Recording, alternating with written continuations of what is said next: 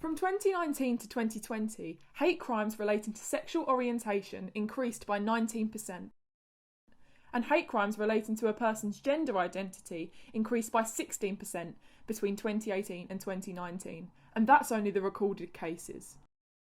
Many cases of homophobia are deeply embedded in society's stereotypes, so when people say homophobic comments, they don't always realise that they are in fact discriminating.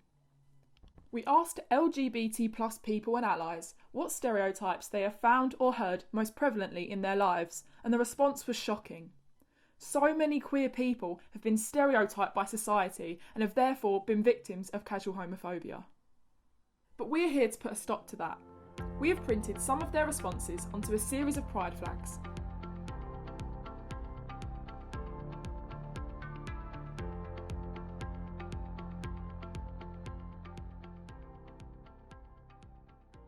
My pronouns are he and him. Additionally, I identify as gay. My pronouns are she, her, and I identify as bisexual. I identify as he, him, and I'm bisexual. Straight. Bi-curious, she, her. Trans, masculine, non-binary with any pronouns. These are kind of terms that are very lightly thrown around. People say them without really thinking, and yeah, they're quite disrespectful once you kind of think about the kind of how another person might feel when you say that kind of stuff to them. Like the mental health implications are just you're just not really thinking about that when people say things like this. So the flag saying you don't look gay implies there's a specific characteristic that somebody needs to identify as though someone can be merely pointed out for acting in a certain way or wearing certain clothing or speaking in a certain manner, that these characteristics then define them as being gay, and therefore the flag saying you don't look very gay implies that there are very strict and pretty much inflexible defining characteristics as to what gay is meant to look like. And that is a pretty prominent example of casual homophobia because it's not so explicitly vitriolic. You're not saying, hey, you're a faggot or you're other slur. It's implied that saying that your identity is kind of invalid because you don't meet certain stereotypes or you don't adhere to certain identification markers. What does gay look like is the ultimate question. What do you define as gay really being identified as? And that's really why it's not really considered to be overt homophobia, but one that's more permissible because it's more subtle and discreet and in some way considered to be acceptable. I think they're pretty good because there's quite a lot of casual homophobia you don't pick up nowadays. Well, at least I didn't before I actually came out, but now I've come out, I do pick up quite a lot, and this made me think about it. The society we live in nowadays, you think would be quite modern and progressive, and a lot of the problems we're having now we should have sorted out a long time ago when it comes to homophobia, racism, sexism. It's sad that we're still having these problems in 2021. Phil,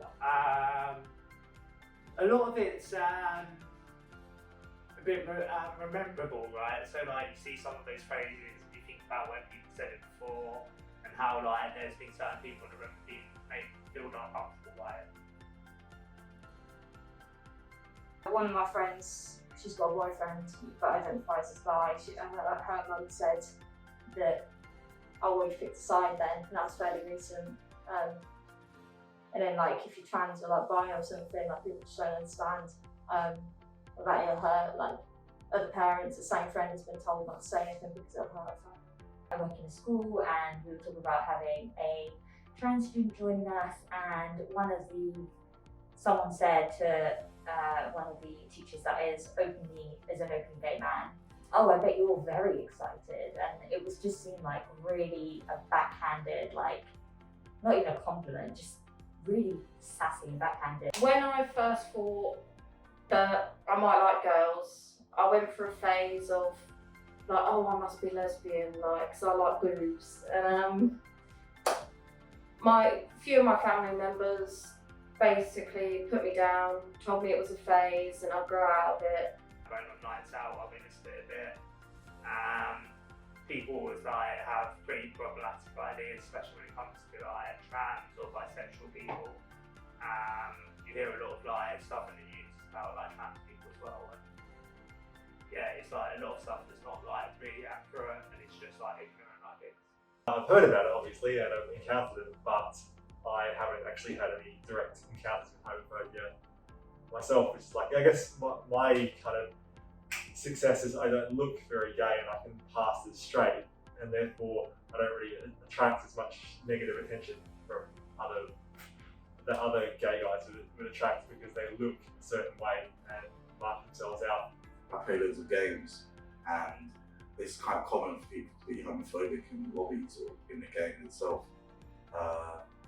But sometimes you can take it to a new level where it's not really trash talk anymore, and it's just another level of just being extremely homophobic. And yeah, it's pretty bad.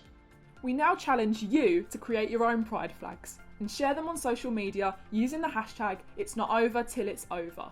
Help us fight against casual homophobia, because the discrimination is still not over.